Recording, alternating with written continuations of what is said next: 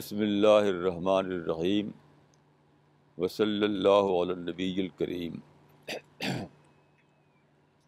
رب اشرح لی صدری ویسر لی امری واحلل عقدۃ من لسانی یفقہوا قولی۔ آج میں سوچ رہا تھا کہ آج کی بات کے لیے ٹاپک کیا ہو، تو آج کا یہ پیپر مجھے ملا تو دیکھیے زندگی میں ایسا ہوتا ہے کہ کوئی چیز آپ کو ٹرگر کر دیتی ہے، آپ کو مائنڈ کو۔ کچھ باتیں آپ کے مائنڈ میں ہوتی ہیں پہلے سے، انکانشیسلی یا کانشیسلی، تو وہ کوئی بات ایسی پیش آتی ہے جو آپ کے مائنڈ کو ٹرگر کر دیتی ہے، پھر ایک تھیم بن جاتی ہے۔ تو ایسا ہی کچھ میرے ساتھ آج ہوا۔ دیکھیے یہ جو ہے آج کا پیپر ہے ڈیلی ٹائمز، اس میں جو ایک سروے کیا انہوں نے نوجوانوں کا،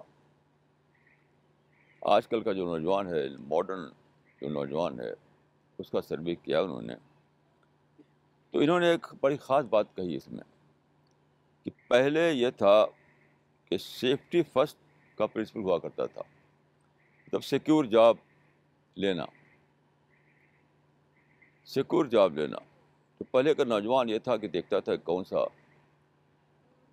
سی ڈگری میں لوں تو جلدی سے مجھے جاب مل جائے گا اور پھر اپنا سیکور لائف رہے گی۔ تو اسی کو کہہ رہے ہیں کہ سیفٹی فرسٹ کا پرنسپل تھا پہلے۔ جیسے میرے بچپن کا، میرے اپنے گھر کا مجھے یاد ہے کہ میرے گھر میں 5 لڑکوں نے انجینئرنگ کیا، میرے اپنی فیملی کے 5 انجینئرنگ کیا، کیونکہ اس زمانے میں سمجھتے تھے لوگ کہ انجینئر بن جاؤ اور فوراً جاب مل جائے گا۔ یہ چھایا ہوا تھا کہ انجینئر بن جاؤ فوراً جاب مل جائے گا۔ تو ہمارے گھر کے 5 لڑکوں نے انجینئرنگ کیا، علی گڑھ سے اور بنارس ہندو یونیورسٹی سے۔ کیونکہ آپ جانتے ہیں کہ آج اس میں کوئی چارم نہیں ہے، تو کیونکہ اس میں بہت سمجھتے تھے کہ جلدی سے جاب مل جائے گا۔ تو یہی کہہ رہے ہیں یہ کہ یہ جو ہے کہ سیفٹی فرسٹ، پہلے یہ مائنڈ ہوا کرتا تھا نوجوانوں کا کہ جلدی سے سیکیور جاب مل جائے، وہ پڑھائی پڑھو۔ آج یہ نہیں ہے، آج ہے کہ تھنک اگین، وہ پھر سوچتے ہیں۔ آج کا نوجوان رسک لینا پسند کرتا ہے، چیلنج میں جانا پسند کرتا ہے، کیونکہ وہ جان گیا ہے کہ سیکیور جاب میں کوئی بڑی ترقی نہیں ہوتی۔ پھر سے سوچنا، پھر سوچنا، پھر سوچنا، اس میں بڑے بڑے چانسز آتے ہیں آپ کے سامنے جن کو آپ اویل کر سکیں۔ تو اس میں مجھے ایک آئیڈیا آیا کہ انہوں نے لکھی ہے یہ بات، یعنی جاب کے کنٹیکسٹ میں، لیکن میں سمجھتا ہوں کہ یہی بات صحیح ہے آئیڈیالوجی کے کنسیپٹ میں۔ آئیڈیالوجی میں بھی آدمی کو چاہیے کہ وہ رسک لے، نئی نئی باتوں کو سوچے۔ تھنک اگین کا پرنسپل جو ہے صرف جاب کے لیے کافی نہیں ہے، تھنک اگین کا پرنسپل آئیڈیالوجی میں بھی ہونا چاہیے۔ تو میں نے دیکھا ہے کہ لوگ جو ہیں ایک سیل بن جاتا ہے ان کے مائنڈ کا، یعنی کلچر کو لے کر کے، ریلیجن کو لے کر کے، فیملی ٹریڈیشن کو لے کر کے ایک سیل بن جاتا ہے۔ اسی سیل میں جیتے ہیں وہ، اس سیل کو توڑتے نہیں وہ۔ تو یہاں پر دیکھیے جو جاب کے معاملے میں جو سیل بنا ہوا تھا اس کو آج کا نوجوان توڑتا ہے، رسک لیتا ہے، وہ نئی نئی چیزوں کا چیلنج قبول کرتا ہے۔ وہ کیوں سمجھتا ہے کسی میں ترقی ہے؟ لیکن آئیڈیالوجی کے معاملے میں لوگ ایسا نہیں کرتے۔ آئیڈیالوجی کے معاملے میں پھر بھی وہی سیفٹی پر رکے ہوئے ہیں۔ مجھے یاد ہے کہ ایک صاحب بامبے میں، ایک صاحب کو ہماری بک دی گئی، ہماری کتابیں، تو اپنا نماز روزہ کرتے تھے، وہ نماز روزہ کرتے تھے، وہ حج بھی کر لیا تھا انہوں نے، سمجھتے تھے کہ بس ٹھیک ہے، میرا پیراڈائز تو ریزرو ہو گئی میری۔ تو کسی نے ہماری کتابیں دی، ان کو پڑھا انہوں نے، کسی ان کے دوست نے دیا. تو ان کا بھائی کیا اتنے زیادہ تم ڈیپ میں جاتے ہو, بس جو ہے وہ ٹھیک ہے, مطلب نماز روتے پڑھتے ہیں, 5 وقت نماز پڑھتے ہیں, حج کر لیا ہے, بس ٹھیک ہے. حالانکہ وہی آدمی اپنے بزنس کے معاملے میں خوب چیلنج میں ڈالتا تھا اپنے آپ کو. تو میں نے اس کو پڑھنے کے بعد میں نے سوچا کہ جو سوچ بنی ہے لوگوں کے اندر جاب کو لے کر کے, وہی سوچ ہونا چاہیے آئیڈیالوجی کو لے کر کے. اسی لیے آپ دیکھیے, کسی بھی آدمی سے دیکھیے جو اچھا جاب کر رہا ہو, اچھا بزنس کر رہا ہو, تو اپنے پروفیشن کے معاملے میں تو بڑا لگے کہ انٹیلیجنٹ ہے, یہ بہت اچھی باتیں کرتا ہے. اسی سیم آدمی سے اگر آئیڈیالوجی آف لائف کے بارے میں بات کیجیے آپ, تو وہ اسٹیپڈ معلوم ہوگا, اسٹیپڈ, وہ آدمی اسٹیپڈ معلوم ہوگا. تو میں سمجھتا ہوں کہ یہ جو ہے کہ لوگوں نے اپنے جاب کے معاملے میں تو اپنے مائنڈ کو توڑا ہے, لیکن آئیڈیالوجی آف لائف کے معاملے میں توڑتے نہیں ہیں وہ مائنڈ. تو یہ بہت بڑا لاس کر رہے ہیں, بڑا نقصان کر رہے ہیں, کیونکہ جاب کی دنیا تو بہت چھوٹی سی ہے. آئیڈیالوجی کی دنیا تو یونیورس ہے, پوری ایک پوری یونیورس ہے. تو آپ پوری یونیورس سے اپنے کو دور کر لیتے ہیں. تو میں سمجھتا ہوں کہ یہ بات ہے سوچنے کی. ابھی میں ایک سینٹر میں گیا, ایک ریلیجس سینٹر میں, تو وہاں پر کیا تھا, ایک بڑی شاندار بلڈنگ بنی ہوئی تھی, بالکل یعنی بہت ہی چمکتی ہوئی بلڈنگ, بہت ہی ماڈرن طریقے سے تھی وہ. تو وہاں پر ان لوگوں نے بتایا کہ 10 سال پہلے یہاں کیا تھا, ہمارے پاس لینڈ تو تھی لینڈ, لیکن یہ بلڈنگ نہیں تھی, ایک کھڈر تھا. لینڈ تو کافی تھی, لیکن بلڈنگ کے نام سے صرف ایک کھڈر تھا. تو ایک صاحب جو وہاں موجود تھے, جو پیسے والے ہیں, کافی رچ آدمی ہیں, وہ آئے اس میں, اور ان کو لوگوں نے ایک اچھا اس میں ایک عہدہ دے دیا. تو لوگ کہتے ہیں پیسہ نہیں ہے, اور دیکھیے کیا ہوگا, یہ ہوگا.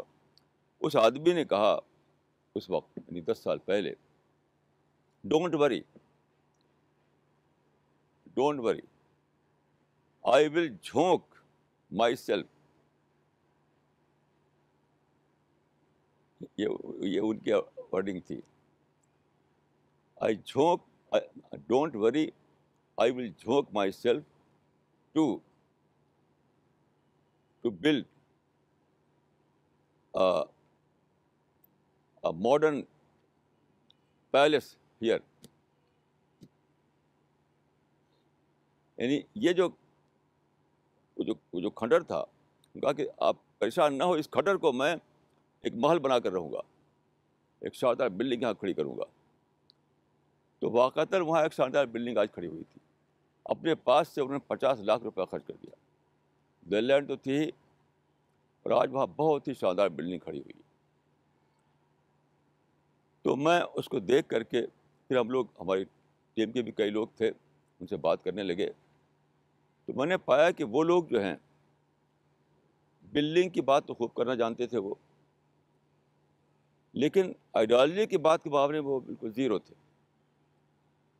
آئیڈیالوجی کے معاملے میں کچھ ان کے پاس کہنے کو نہیں تھا, بلکہ سمجھنے کو بھی نہیں تھا.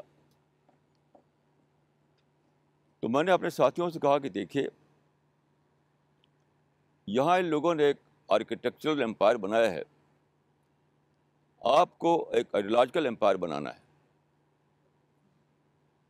تاکہ دنیا جو اندھیرے میں بھٹک رہی ہے اس کو آپ روشنی دے سکیں. آج کی دنیا میں ملین آرکیٹیکچرل امپائر دکھائی پڑتے ہیں ادھر ادھر, بڑی بڑی بلڈنگیں ہیں بہت ہی شاندار قسم کی, لیکن ساری دنیا میں کوئی ایک بھی آئیڈیالوجیکل امپائر نہیں ہے جو ان ٹرم آف آئیڈیالوجی لوگوں کو لائٹ دے, لوگوں کو روشنی دے, لوگوں کو سمجھائے. میں امریکہ گیا جبکہ گیا ستمبر 2001 سے پہلے, جبکہ وہاں کا نیو یارک ٹائر نیو یارک ٹاور وہاں پر موجود تھا ابھی. اس کے اوپر چڑھا تو جب میں نے اوپر سے دیکھا تو نیچے جو آدمی تھا روڈ پر بالکل ڈوارف دکھائی دیتا, ڈوارف, چھوٹا چھوٹا. تو میں نے سوچا کہ امریکن لوگ جب یہاں چڑھتے ہوں گے اوپر تو مٹیریل سینس میں دوسروں کو ڈوارف سمجھتے ہوں گے, حالانکہ آئیڈیالوجیکل سینس میں خود ڈوارف ہیں وہ. یعنی ایک بلڈنگ کھڑی کر دیا انہوں نے بہت اونچی, تو بلڈنگ کے سینس میں یا آرکیٹیکچر کے سینس میں اپنے آپ کو بہت اونچا کھڑا کر لیا انہوں نے. لیکن انہیں امریکن سے آپ بات کریں, انہیں امریکن سے, تو انٹلیکچوئل سینس میں وہ ڈوارف دکھائی دیں گے. یہ میرا اپنا ایکسپیرئنس تھا اور ہے. آپ لوگ جو ایک مشن کے لیے اکٹھا ہوئے ہیں تو میں آپ لوگوں سے کہوں گا کہ دنیا میں ایسے بہت لوگ ہیں جو آرکیٹیکچرل امپائر کھڑا کرنے کے لیے اپنے آپ کو جھونک رہے ہیں. آپ اپنے آپ کو جھونکیے ایک آئیڈیالوجیکل امپائر بنانے کے لیے, آئیڈیالوجیکل امپائر بنانے کے لیے جھونکیے. کیوں آج کی دنیا کو آرکیٹیکچرل امپائر کی ضرورت نہیں, وہ تو بہت ہو چکا, وہ تو سرپلس ہو چکا. اب جو ضرورت ہے وہ ہے آئیڈیالوجیکل امپائر کی, جس سے لوگوں کو لائٹ ملے, لوگوں کو سمجھ ملے, لوگوں کا انٹلیکچوئل ڈیولپمنٹ ہو, لوگوں کا اسپریچول ڈیولپمنٹ ہو, لوگوں کی زندگی کی سوجھ بوجھ معلوم ہو. اور سب سے بڑھ کر یہ کہ پری ڈیتھ پیریڈ کے بارے میں تو لوگ خوب جانتے ہیں, لیکن پوسٹ ڈیتھ پیریڈ کے بارے میں لوگ کچھ بھی نہیں جانتے. وہ آپ بتا سکیں ان کو. اب میں آپ کو اسلام کے ریفرنس میں کچھ بات کہوں گا. دیکھیے, ایک ہے اسلام کی ہسٹری, ایک ہے ہسٹری آف اور ایک ہے انٹرپریٹیشن آف ہسٹری. میں جو بات کرنے جا رہا ہوں اس کا تعلق ہسٹری سے نہیں ہے بلکہ انٹرپریٹیشن سے ہے. آپ بہت سی کتابیں پڑھیں گے جس میں آپ کو یہ بتایا جائے گا کہ رسول اللہ کا جو ٹارگٹ تھا وہ کیا تھا, ایک پولیٹیکل رول قائم کرنا, پولیٹیکل اسٹیٹ بنانا. ایسی بہت سی بک چھپی ہوئی ہیں, ساری دنیا میں پڑھی جاتی ہیں. تو اس کو پڑھ کر لوگ کہتے ہیں, میں نے سنا کہ تمہارا اسلام تو صرف 30 سال چلا, 30 ایئرس تک. تمہارے پرافٹ نے جو رول بنایا تھا, جو اسٹیٹ بنائی تھی, وہ اسٹیٹ کب تک چلی؟ 30 ایئرس تک. اس کے بعد تو پھر کنگشپ آ گئی دنیا میں. یعنی اسلام کا جو کانسیپٹ تھا وہ ہے شورا بیسڈ, یعنی ڈیموکریٹک اسٹیپ بنانا. شورا قرآن میں ہے کہ امرہم شورا بینہم, یعنی آپ کا پولیٹیکل اسٹیپ جو ہے وہ ڈیموکریٹک اسٹیپ ہونا چاہیے. یہ کانسیپٹ دیا تھا اسلام نے 1400 سال پہلے. لیکن آپ بتائیے ہوا کیا؟ بہت جلد کنگشپ آ گئی, یعنی ڈائناسٹی رول آ گیا. بنو امیہ کی ڈائناسٹی اور بنو عباس کی ڈائناسٹی, فاطمیت کی ڈائناسٹی, مغل کی ڈائناسٹی اور عثمانیوں کی ڈائناسٹی. تو کہتے ہیں کہ کیا ہے تمہارا اسلام, 30 ایئرس تک چلا بس. اور امریکہ کا سسٹم تو 200 سال سے چل رہا ہے. دیکھیے, یہ رانگ انٹرپریشن کی وجہ سے یہ بات پیدا ہوئی ہے. یہ کہنا کہ رسول اللہ کا مقصد تھا ایک اسٹیٹ بنانا, اسلامک اسٹیٹ, یہ بہت ہی غلط بات ہے. اسلام کو انڈر اسٹیمیٹ کرنا ہے, یاد رکھیے, یہ اسلام کو انڈر اسٹیمیٹ کرنا ہے. اسلام کا مقصد تھا وہ تھا ایک آئیڈیالوجیکل سینس میں ایک بہت بڑا ریولیوشن لانا, پوری ہسٹری میں ایک چینج لانا آئیڈیالوجیکل سینس میں, تاکہ انسان کو سوچنا آئے, آرٹ آف تھنکنگ آئے. قرآن میں رسول اللہ کے بارے میں آیا ہے کہ وما ارسلناک الا رحمۃ للعالمین, ہم نے بھیجا ہے تم کو دنیا والوں کے لیے رحمت, بلیسنگ. تو یہ جو عالمین ہے, وما ارسلناک الا رحمۃ للعالمین, اس کا مطلب ہے رحمتاً لسائر الامم, وما ارسلناک الا رحمۃ للعالمین. تو رحمتاً للعالمین کا مطلب ہے رحمتاً لسائر الامم، تمام نیشنز کے لیے، تمام انسانوں کے لیے بلیسنگ۔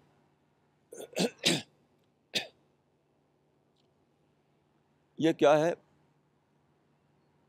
اس پر میں نے بہت سوچا۔ تو اس کا مطلب یہ ہے کہ خدا نے ایک یونیورسل لیول پر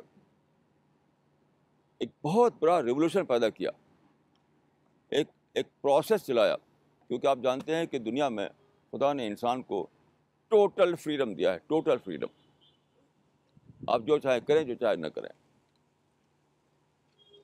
تو فریڈم کو خدا ابالش نہیں کر سکتا۔ خدا کو اگر دنیا میں کوئی اسکیم چلانا ہے تو وہ ایسا نہیں کرے گا کہ فریڈم کو ابالش کر دے، ایسا کبھی بھی نہیں کرے گا۔ تو فریڈم کے باقی رکھتے ہوئے ایسے اسباب پیدا کرتا ہے، ایسی سچویشن کریٹ کرتا ہے کہ وہ پلان جو خدا کا ہے وہ پورا ہو، خدا کا پلان۔ تو خدا کا پلان کیا تھا، اس کے بارے میں چند باتیں آپ سوچئے۔ اللہ تعالیٰ نے جب پیدا کیا انسان کو تو سب سے پہلے جو انسان تھے وہ آدم تھے، اور وہ پہلے انسان بھی تھی اور پہلے پرافٹ بھی تھے وہ، اور اس کے بعد برابر پرافٹ آتے رہے، برابر آتے رہے ہر جگہ۔ لیکن وہ زمانہ جو تھا، میں نے آپ سے اس سے پہلے عرض کیا ہے کہ دو ہسٹری جو ہے اس کے دو پیریڈ ہیں، ایک پری سائنٹیفک پیریڈ، ایک پوسٹ سائنٹیفک پیریڈ۔ تو جتنے پچھلے پیغمبر تھے وہ سب پری سائنٹیفک پیریڈ میں آئے، یعنی ٹریڈیشنل دور میں۔ تو اس زمانے میں نہ میڈیا تھا، نہ ٹرانسپورٹ تھا، نہ پرنٹنگ پریس تھا، کچھ بھی نہیں تھا، نہ لائبریری تھی۔ انسان کچھ بولتا تو زبان سے، دوسرے لوگ سنتے تھے اپنے کان سے۔ اس زمانے میں جو چیز پاسبل تھی وہ صرف تھی سچائی کا اناؤنسمنٹ، سچائی کو بتا دینا، اناؤنس کر دینا۔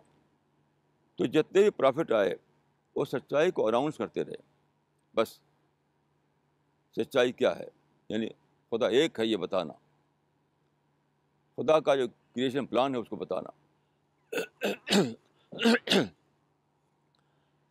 تو وہ جو پیریڈ ہے پچھلا، وہ تھا اناؤنسمنٹ کا پیریڈ۔ سائنٹیفک پیریڈ وہ ہے جب کہ خدا کے سچائی کو سائنٹیفک بیس مل گئی، سائنٹیفک بیس یعنی ایک انفراسٹرکچر، ایک میڈیا، پرنٹ میڈیا اور الیکٹرانک میڈیا۔ اور یہ زمانہ آیا جو آپ جانتے ہیں کہ آپ یہاں بولیے تو آپ، اگر آپ کا سادھن ہے تو آپ کی بات پوری دنیا میں سنی جائے گی۔ یعنی اگر آپ کا سادھن ہو تو ہم یہاں بولیں گے اور امریکہ والے سنیں گے اس کو، وہ زمانہ آ چکا ہے۔ تو خدا نے جو پرافٹ بھیجے پہلے وہ سب آئے ٹریڈیشنل پیریڈ میں، تو اس وقت صرف اناؤنسمنٹ پاسبل تھا کہ سچائی یہ ہے، سچائی یہ ہے، سچائی یہ ہے۔ لیکن سائنٹیفک پیریڈ جو ہے اس زمانے میں سچائی کو ایک سائنٹیفک بیس مل گئی۔ یعنی مطلب کیا ہے کہ سچائی کو ٹھیک اس انٹلیکچوئل لیول پر پروو کرنا جو انسان کا ہے۔ یعنی پہلے پرافٹ یہ کہتے تھے کہ مجھ کو انجیل یہ پیغام لے کر آئے ہیں، یعنی انجیل کے ریفرنس میں وہ ایک بات کہتے تھے، انجیل کے ریفرنس میں ایک بات کہتے تھے۔ آج آپ کے لیے پاسبل ہو گیا ہے کہ آپ سائنس کے ریفرنس میں بھی بات کہہ سکیں۔ جو بات وہ کہتے تھے انجیل کے ریفرنس میں، وہ بات آج آپ کہہ سکتے ہیں سائنس کے ریفرنس میں۔ یہ بہت بڑا ایک ریولوشن آیا ہے دنیا میں، بہت بڑا انقلاب آیا ہے، اس کو سمجھیے آپ۔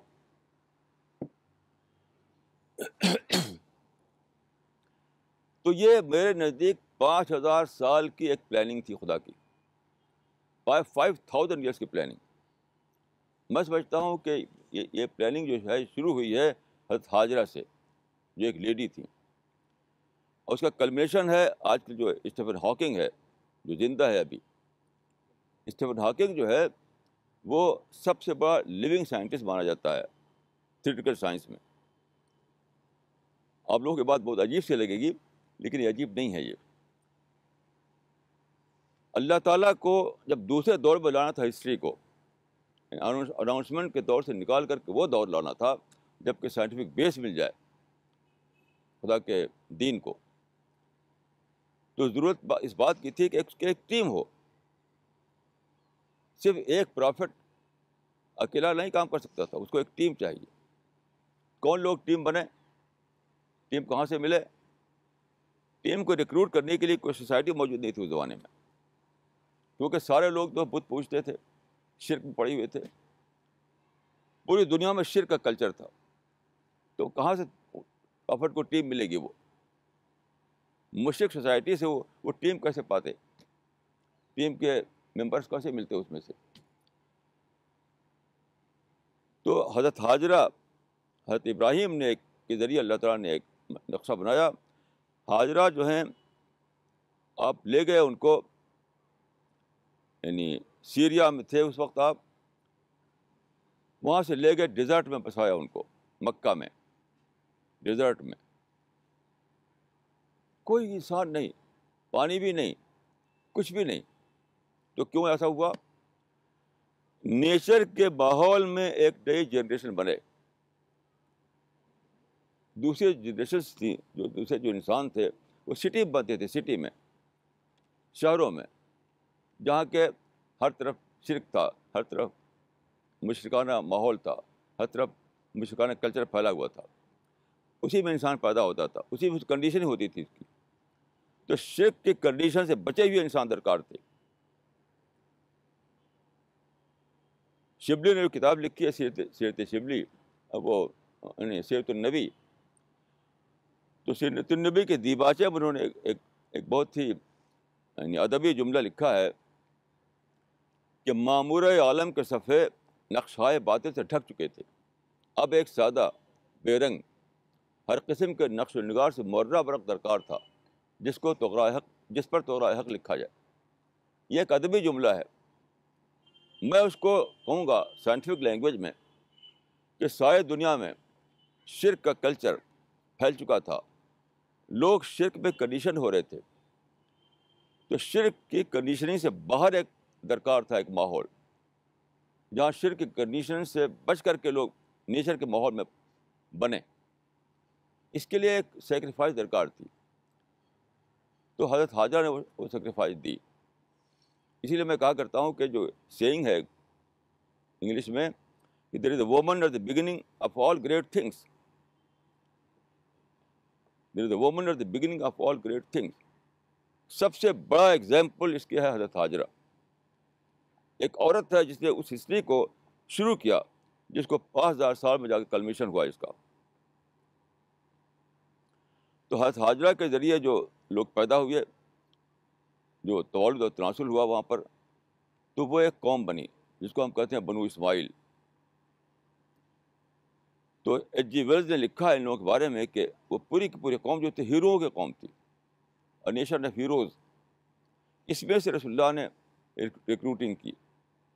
اس ہیروؤں کے اس ٹیم سے آپ کو ممبر ملے جن کو ہم کہتے ہیں اصحاب رسول, کمپینین آف دا پرافٹس. اس میں سے آپ کو ملے. تو اس میں سے تقریباً 1.5 لاکھ آدمی ملے آپ کو, جو ایک سے ایک بڑھ کر کے ہیرو تھا, ایک شخص ہیرو تھا اس میں. ان لوگوں نے ہسٹری کو, یعنی ہسٹری سے وہ ٹکرا گئے کہنا چاہیے, اپنی جان, اپنا مال, اپنا سب کچھ جس کو کہتے ہیں جھونک دیا. صحابہ وہ لوگ تھے جنہوں نے اپنے آپ کو جھونک دیا تاکہ ہسٹری بدلے. جو میں نے اس سے پہلے آپ کو بتایا تھا کہ فرانس کا ہسٹورین ہنری پرین نے کہا ہے کہ Islam change the course of history. نہیں, Islam change the face of the globe. The traditional order of history was over thrown. یہ کس نے کیا؟ یہ صحابہ کرام نے کیا, جنہوں نے اپنے آپ کو جھونک دیا اس مشن میں کہ ہسٹری بدلے, ایک نیا ریولوشن آئے, لوگوں کی کنڈیشننگ ختم ہو, لوگ نئے ڈھنگ پر سوچیں, ایک نئی آئیڈیالوجی ان کو ملے. اس کے لیے جھونک دیا اپنے آپ کو انہوں نے. تو ہسٹری بدلنا شروع ہوئی, ایک پروسیس نیا چلا. اسی پروسیس کا کلمنیشن تھا کہ دنیا میں سائنٹیفک انقلاب آیا. کیوں؟ اس زمانے میں دیکھیے ساری دنیا میں نیچر ورشپ تھی. لوگ پیڑ کو پوجتے تھے, ماؤنٹین کو پوجتے تھے, اوشن کو پوجتے تھے, سورج چاند کو پوجتے تھے, اور اسٹارس کو پوجتے تھے, زمین کو پوجتے تھے. تو جب آپ نیچر کو آبجیکٹ آف ورشپ بنائے ہوئے ہوں تو آپ نیچر کو آبجیکٹ آف انویسٹیگیشن نہیں بنا سکتے تھے. یاد رکھیے, جس چیز کو آپ بنائے ہوئے ہیں آبجیکٹ آف ورشپ, اس کو اسی وقت آپ آبجیکٹ آف انویسٹیگیشن نہیں بنا سکتے, کیونکہ خدا کو تو آپ جھکیں گے اس کے آگے, اس کو انویسٹیگیٹ کیسے کریں گے؟ تو یہ لوگ جنہوں نے جھونکا اپنے آپ کو, یہ صحابہ کرام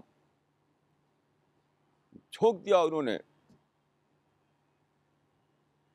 تاکہ ہسٹری بدلے. 1.5 لاکھ انسانوں نے اپنی جان کو جان نہیں سمجھا, اپنے پیسے کو پیسہ نہیں سمجھا, اپنے مال اولاد کو مال اولاد نہیں سمجھا, سب کو جھونک دیا اسی میں. آپ پڑھ سکتے ہیں, ہسٹری میں باتیں لکھی ہوئی ہیں. تب جا کر ہسٹری میں ایک چینج آیا, ایک پروسیس نیا چلا. نیچر جو ہے اس کو ہٹا دیا گیا ڈیوینٹی سے, نیچر کو ڈیوینٹی سے ہٹا دیا گیا, اس پر سوچنا شروع ہوا, انویسٹیگیشن شروع ہوا, انکوائری شروع ہوئی, یہاں تک ہوتے ہوتے سائنٹیفک ریولیوشن آیا. اور اس سائنٹیفک ریولیوشن کا ایک کلمیشن ہے اسٹیفن ہاکنگ. اسٹیفن ہاکنگ نے بہت بڑا ایک کام کیا ہے, اگرچہ وہ ریلیجس آدمی نہیں ہے. دیکھیے اس بات کو سمجھیے, پچھلے زمانے میں جو تھا پولیتھیزم کا زمانہ تھا, یعنی بہت سارے خدا مانتے تھے وہ لوگ. کیوں؟ اوشن کا ایک خدا ہے, ماؤنٹین کا ایک خدا ہے, سورج کا ایک خدا ہے, زمین کا ایک خدا ہے, پیڑوں کا ایک خدا ہے. تو بہت سارے خدا تھے, بہت سارے خدا تھے. وہ گھٹتے گھٹتے نیوٹن کے زمانے میں 4 مانے گئے. انہوں نے گاڈ نہیں بولے, فورس بولے, یعنی 4 فورسز ہیں جو نیچر کنٹرول کرتی ہیں.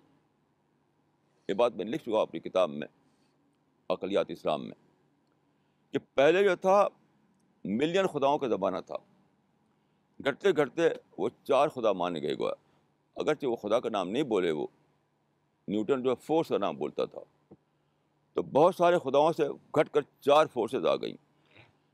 تو اس نے کیا کام کیا ہے بہت بڑا, یعنی اسٹیفن ہاکنگ نے, اس نے میتھمیٹیکلی پروو کیا ہے کہ صرف ایک پرنسپل پورے یونیورس کو کنٹرول کیے ہوئے ہے, جس کا نام اس نے دیا ہے سنگل اسٹرنگ. یعنی اسٹیفن ہاکنگ کے زبان میں, اسٹیفن ہاکنگ جو ہے مانا جاتا ہے کہ تھیوریٹیکل سائنس کا اس وقت سب سے بڑا آدمی ہے. اس میں کوئی دوسرا اتنا بڑا درجہ نہیں کسی کا. نیوٹن کے سیٹ پر ہے وہ, وہاں پر لندن میں وہ نیوٹن کے سیٹ پر پروفیسر ہے وہ. تو اس کی بہت سی کتابیں چھپ چکی ہیں.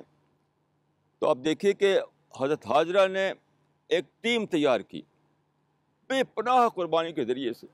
آپ ذرا سوچیے کہ اس عورت کو جا کر کے وہاں رہنے لگی, نہ پانی بھی نہیں تھا, نہ سبزہ بھی نہیں تھا, کچھ کھانے کے بھی نہیں تھا.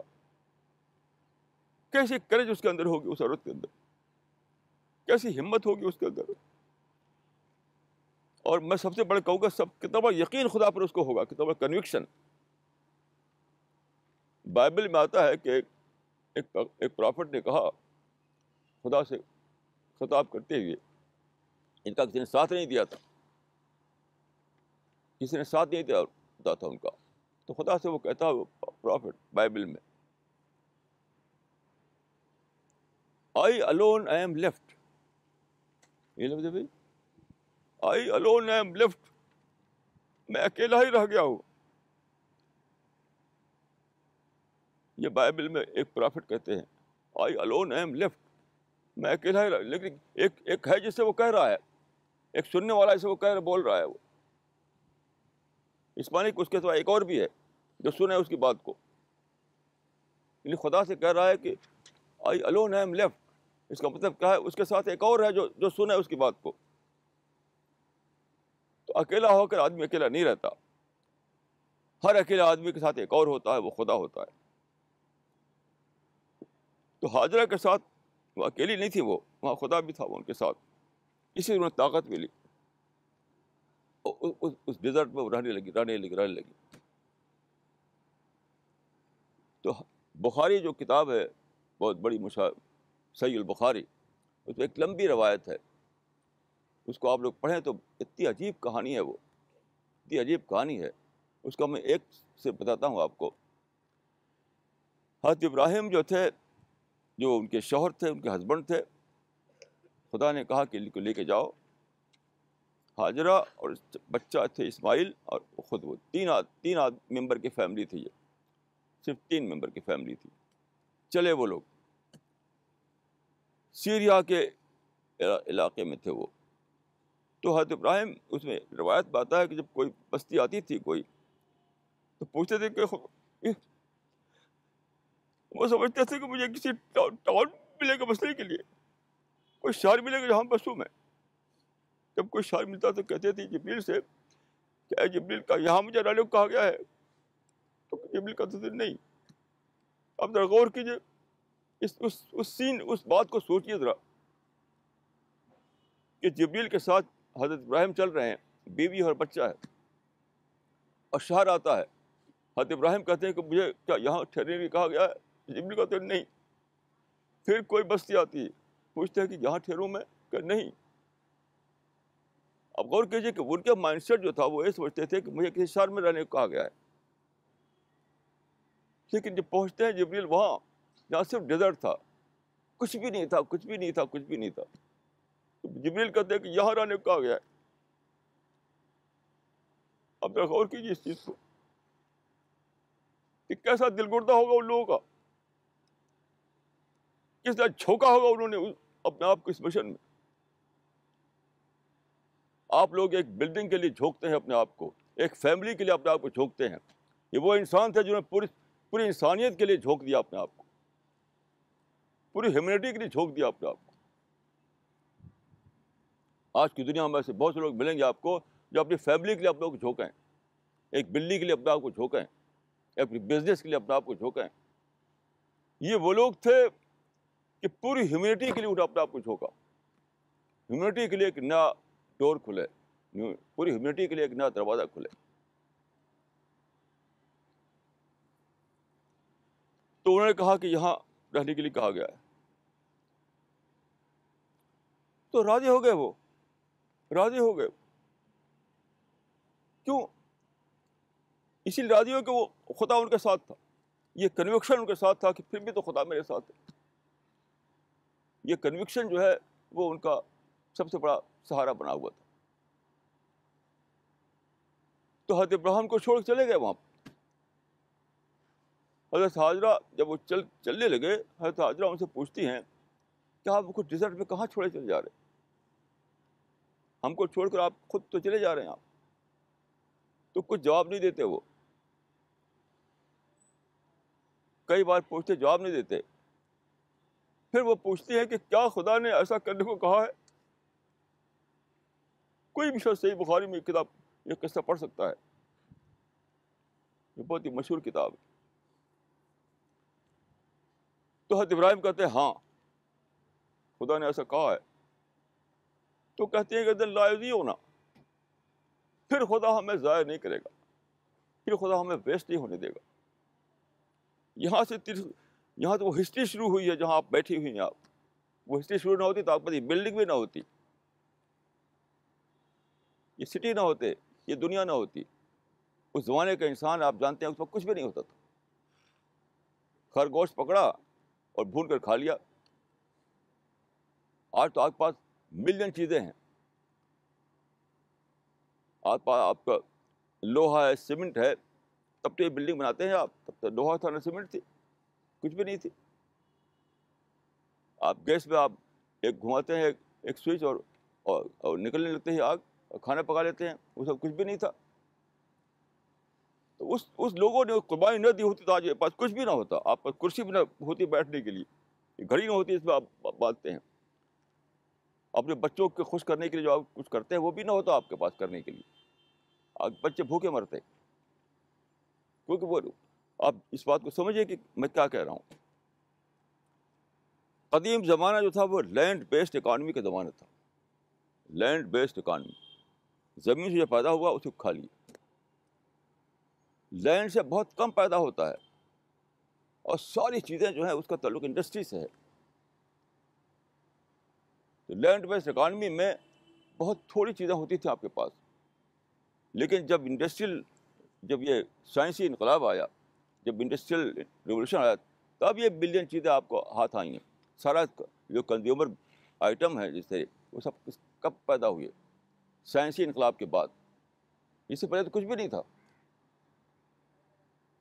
تو ان لوگوں نے جو قربانی دی, اس قربانی سے وہ دور ختم ہوا. لینڈ بیسڈ اکانومی جو ہے انڈسٹری بیسڈ اکانومی بنی, کنگشپ ختم ہو کر ڈیموکریسی آئی. یہ سب اسی قربانی کے بعد آئی ہے. میں لکھا اپنی بک میں جو کتاب, اس کا نام ہے Islam the creator of modern world, کو پڑھیے.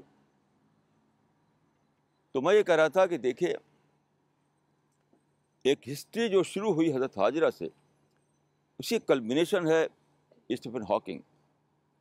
حاجرہ نے ایک ٹیم دی, اس ٹیم نے جھونکا اپنے آپ کو, اور ایک بہت بڑا ریولوشن آیا ہسٹری میں. اور آخر میں جو رول یہ اس کا ہے اسٹیفن ہاکنگ کا, کہ اس نے میتھمیٹیکلی پروو کر دیا کہ خدا صرف ایک ہی ہو سکتا ہے, دو نہیں ہو سکتا خدا. نہ دو, نہ چار, نہ 10, نہ کروڑ. سب جھوٹی بات ہے. اس سے پہلے کبھی نہیں ہوا تھا. اس سے پہلے کبھی ہوا نہیں تھا یہ بات. لوگ لاکھوں خدا مانتے تھے, کروڑوں خدا مانتے تھے.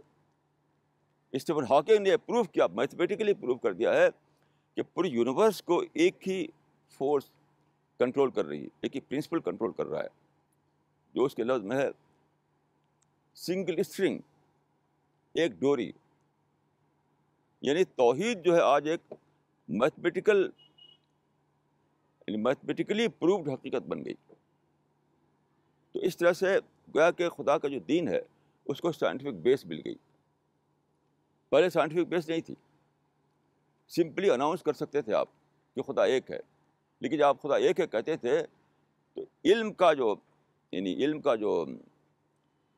وہ ہے, علم کا جو زور ہے اس کے پیچھے نہیں ہوتا تھا.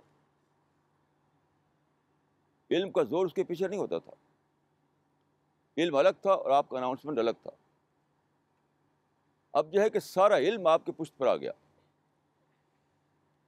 میں انشاءاللہ اگلے بار اتوار میں بتاؤں گا کہ کس طرح سے قرآن کی جو حقیقتیں ہیں, کس طرح ماڈرن سائنس نے اس کی تصدیق کی ہے, کس طرح اس کو پروو کر دیا ہے. آج تو میں صرف اس کے ہسٹوریکل آسپیکٹ کو کہہ رہا ہوں کہ یہ ہسٹری جو ہے اب وہاں پہنچی ہے کہ آپ کو فائنل کال دینا ہے, جو میں کئی بار کہتا رہتا ہوں, فائنل کال. اور اس کے بعد پھر قیامت آ جائے گی. ہسٹری اپنے اینڈ تک پہنچ چکی ہے. یعنی 5000 سال کا ایک پروسیس جو ہے وہ اپنے اس حد پہ پہنچ چکا ہے جہاں کوئی اٹھے اور فائنل کال دے دے, تاکہ خدا کا وہ دور شروع ہو جہاں پیراڈائز ہوگی اور جہاں آدمی کو ایٹرنل بلیس, ایٹرنل ہیپینس ملے گی, ایٹرنل پیس ملے گا, ایٹرنل خوشی ملے گی. وہ اس دور کو خدا کو شروع کرنا ہے. خدا کو اس دور کو شروع کرنا ہے جہاں آپ کا مائنڈ پوری طرح فلفلمنٹ پائے.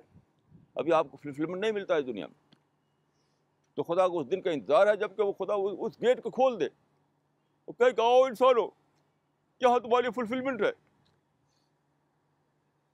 لیکن وہ تب ہوگا جب کہ فائنل کال دے دی جائے. جب تک فائنل کال نہ دی جائے تب تک وہ گیٹ کھلنے والا نہیں ہے. یاد رکھیے, آپ لوگ سمجھیے کہ آپ لوگ کیا کرنا ہے. لوگ بنا رہے ہیں آرکیٹیکچرل امپائر, آپ بنانا ہے آئیڈیالوجیکل امپائر, دعویٰ امپائر. یہ بنانا ہے آپ کو. اس کے لیے اپنے آپ کو جھونکنا ہے. یاد رکھیے, اگر آپ چاہتے ہیں کہ آپ کو پیراڈائز ملے تو اپنے آپ کو جھونکنے کی تیار ہو جائیے. تو میں نے قصہ بتایا تھا, اس نے کہا کہ I will choke myself in this cause. تو آپ بھی اپنے اندر یہ جذبہ پیدا کیجیے, اسپرٹ پیدا کیجیے. I will choke myself in this cause. اور انشاءاللہ یہ مشکل نہیں ہے, صرف ہمت کر لیجیے اور خدا کی مدد آپ کے ساتھ ہوگی. کوئی بھی چیز مشکل نہیں ہے. کیوں مشکل نہیں ہے؟ اس لیے کہ خدا آپ کی مدد کے لیے موجود ہوتا ہے اگر آپ سچے مشن پر کھڑے ہو جائیں تو۔ السعی منی والاہتمام من اللہ، اسے کہا جاتا ہے کہ کوشش انسان کرتا ہے، اس کو پورا کرتا ہے خدا۔